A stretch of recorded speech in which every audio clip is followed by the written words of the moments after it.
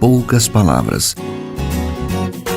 Um olhar sobre o mundo, a vida e a sociedade, à luz da Palavra de Deus, com Augustus Nicodemos. Começamos agora mais uma edição do programa Em Poucas Palavras. Que bom contar com a sua audiência.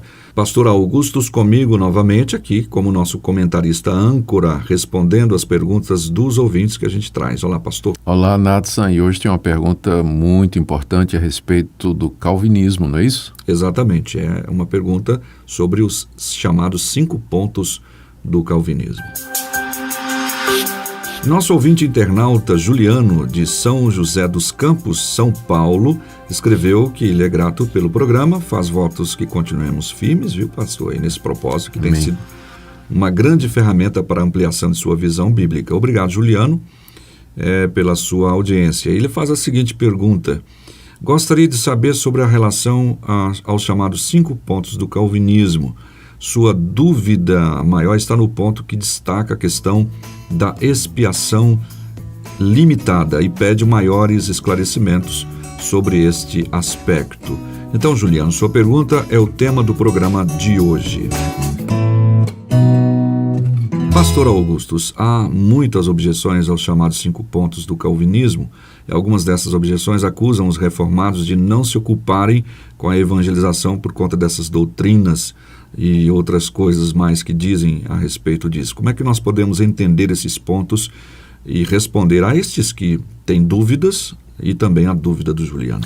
Sim, a começar com a dúvida que as pessoas têm a respeito da evangelização por parte de calvinistas. É só uma questão de história. Você dá uma olhada nos grandes heróis da fé, nos missionários, aqueles que são os pioneiros das chamadas missões de fé, e você vai ver que grande parte deles era de calvinistas, pessoas que criam na soberania de Deus e ao mesmo tempo entendiam que o fato de que Deus é soberano não anula a nossa responsabilidade de anunciar a sua glória e o evangelho de Cristo ao mundo todo. Então, ainda hoje, as igrejas calvinistas, elas continuam enviando missionários a todas as partes do mundo. O Brasil, inclusive, foi alvo do trabalho de igrejas missionárias que eram calvinistas, como, por exemplo, a Igreja Presbiteriana, que enviou Simonton e continuou enviando missionários durante muitos anos aqui no Brasil e em outras partes também. É só uma questão de história. Agora, a questão dos 5 pontos, deixe-me esclarecer algumas coisas. Primeiro, os 5 pontos do calvinismo não foram feitos por Calvino. Né? Eles, na verdade, foram elaborados nessa sequência e nessa forma 150, 160 anos depois de João Calvino, já numa segunda geração, terceira geração de reformadores. Também uma outra coisa que é preciso explicar é que o chamado calvinismo, ele não se resume a esses 5 pontos. Esses 5 pontos, eles, na verdade, representam apenas o sistema de salvação no qual os calvinistas creem. Mas o calvinismo, assim entendido, ele é muito mais amplo, não é?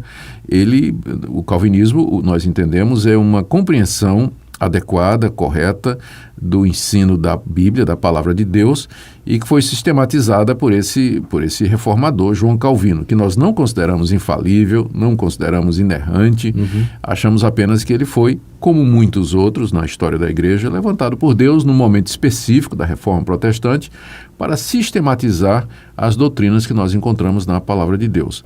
E uma das ênfases que ele deu foi a soberania de Deus na salvação, que mais tarde desembocou, frutificou nesses que são chamados 5 pontos do calvinismo. Apenas para que os nossos ouvintes não fiquem sem saber do que nós estamos falando, os 5 pontos são estes. Primeiro, total depravação, ou seja, que o pecado atingiu a raça humana de uma maneira tão profunda que o homem é completamente incapaz de crer em Deus por si mesmo, escolher a Deus ou tomar uma decisão pelas coisas de Deus. O seu arbítrio está prejudicado de forma que não é mais livre, porque é inclinado ao mal por causa do pecado. Esse é o primeiro ponto. O segundo ponto é a predestinação ou a eleição incondicional. Deus, na sua soberania, não deixou a humanidade toda perecer no seu pecado, mas soberanamente e sem condições, ou seja, ele não previu, não viu e não usou mérito de ninguém como critério da sua escolha. Ou seja, incondicionalmente, ele elegeu quem ele quis para a salvação, sem que com isso cometesse injustiça naqueles que não foram contemplados, porque todos pecaram e carecem da glória de Deus. O terceiro ponto, e é exatamente esse ponto aí que o nosso ouvinte tem dificuldade, é que Cristo morreu de maneira eficaz por estes eleitos.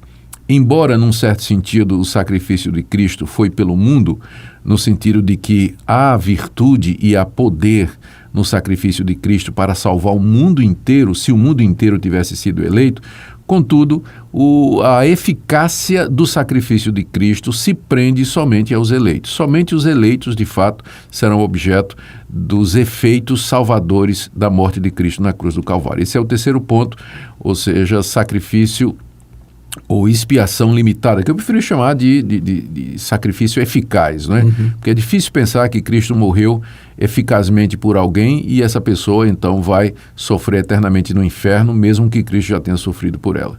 O quarto ponto é o chamado irresistível do Espírito Santo. O Espírito Santo, no tempo dele e através da pregação do Evangelho ou outros meios que ele usa, chama estes eleitos de maneira irresistível. Ele persuade, convence, ele encanta, de tal forma que o eleito voluntariamente crê em Jesus Cristo e voluntariamente se arrepende e voluntariamente vem para Deus. Então, a ação do Espírito Santo ela é conjunta e harmoniosa com a vontade humana, de forma que, quando ele chama, a pessoa vem de maneira irrevogável, não é? Há um chamado geral, que é feito pelo Evangelho, né, pela pregação do Evangelho a toda a humanidade, mas quando não acompanhada essa pregação da obra eficaz do Espírito Santo, ela não vai produzir resultado. A pessoa vai ouvir, não vai querer, não vai entender. E, por último, a perseverança dos santos. Esse é o último ponto dos 5, que é o corolário de todos os outros, né? Aqueles que Deus escolheu, por quem Cristo morreu e que o Espírito Santo chamou, serão preservados aqui nessa vida, jamais voltarão atrás na sua decisão e serão encaminhados com a ajuda de Deus, ainda que caindo eles serão restaurados, chamados ao arrependimento e virão, eles serão então conduzidos à salvação final. O propósito de Deus não se perde. Então, estes são os 5 pontos do calvinismo, assim chamados, e eles têm uma sequência lógica, não é? Um está ligado ao outro. Agora, o nosso ouvinte, ele está preocupado mais com o terceiro, né? A expiação limitada. Limitada. Bom, de fato, esse é o ponto dos 5 que mais desperta perguntas, não é? Porque tem passagens na Bíblia que parecem afirmar que Cristo morreu pelo mundo todo. Exato. Tem passagens como João 3,16, Deus amou o mundo de tal maneira que deu o seu Filho para que todo aquele que nele crê não pereça, mas tenha a vida eterna. Tem passagens como na primeira carta de João, capítulo 2, que diz que Cristo é a expiação não somente pelos nossos pecados, mas também pelos do mundo inteiro. Bom, as respostas que têm sido dadas a estes versículos, que parecem ensinar que o sacrifício de Cristo, a morte de Cristo foi pelo mundo todo, as respostas vão mais ou menos nessa direção. Primeiro, você tem que ver o contexto em que esses versículos foram escritos. Em alguns casos, mundo significa simplesmente gente, quer judeu, quer gentil. Não é? De todas as raças. De todas as raças. Em outras passagens, o que o autor tem em mente, quando fala que Cristo morreu pelo mundo, não é o mundo no sentido de cada indivíduo que já existiu, vive e viverá no mundo, mas pela raça humana, ou por aqueles de entre a raça humana que Deus chamou e que Deus justificou. E também há uma explicação teológica em que diz o seguinte, que mesmo nos versículos em que se fala que Cristo morreu pelo mundo todo, por cada indivíduo que existe, ainda assim isso teria que ser interpretado em termos de possibilidade e de potência, mas não em termos de eficácia. Ou seja, Cristo morreu potencialmente pelo mundo todo, mas eficazmente somente pelos eleitos. Porque, pensa bem, Nathan, se Cristo morreu eficazmente por cada indivíduo, que existiu e vai existir, se ele pagou na cruz os pecados da raça humana, a conclusão lógica é o universalismo. Todos serão salvos. Não deveria haver gente não salva. Sendo condenado. Por quê? Porque Cristo já pagou o pecado e a culpa de cada ser humano. Então Deus seria extremamente injusto se ele castigar o mesmo pecado 2 vezes. A primeira vez na pessoa de Cristo, na cruz, e a segunda vez mandando aquela pessoa por quem Cristo já sofreu, sofrer no inferno eternamente. Não é? Então o mesmo pecado teria sido castigado 2 vezes. Então, como Deus não é injusto, nós temos que entender melhor estas passagens. Tem passagens bíblicas que dizem que Cristo morreu pela sua igreja, Efésios capítulo 5. O próprio Jesus Cristo disse: eu não rogo pelo mundo, mas eu rogo por aqueles que o Senhor me deu do mundo. Ele fazia a diferença. Então nós entendemos que o sacrifício de Cristo tem a mesma extensão da sua oração. Exato. Se Cristo não orou pela salvação do mundo, significa também que ele não havia morrido pelo mundo, mas havia morrido por aqueles que são seus. E o próprio Jesus Cristo disse: eu sou o bom pastor dá a sua vida pelas ovelhas.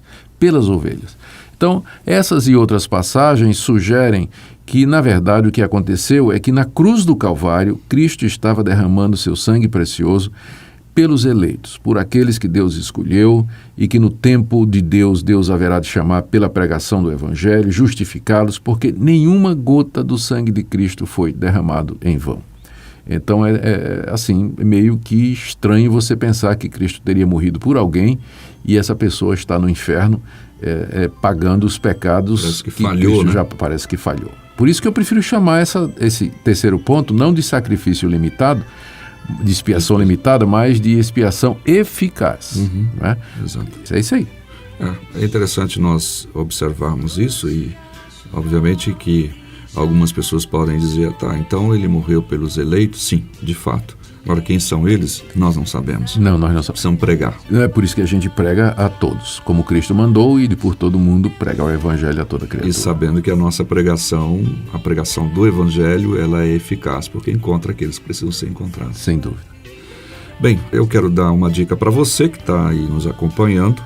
Você pode entrar no site aí depois, no site da Primeira Igreja Presbiteriana de Goiânia, é pipg.org, e na área de sermões, procure assistir à série de exposições bíblicas do Reverendo Augusto sobre a carta de Paulo aos Efésios, especialmente capítulo 2, versículos 1 a 3. Depois ele faz um link lá com o capítulo 1 e você vai aprender muita coisa aí, tá bom?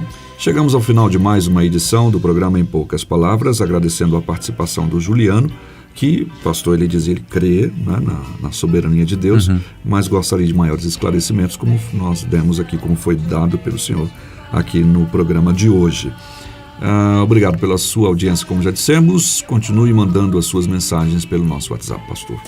Querido ouvinte, o que eu queria dizer é que às vezes essas questões, elas nos deixam um pouco confusos, mas elas não deveriam nos desviar daquilo que é mais importante.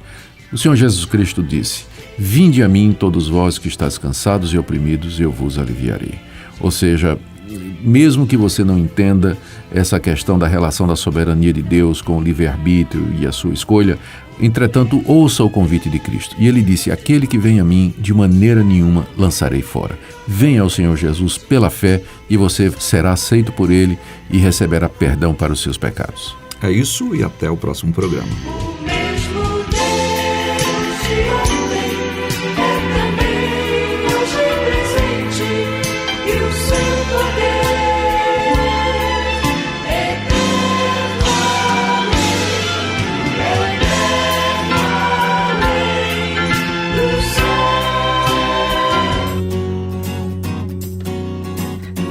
Em poucas palavras.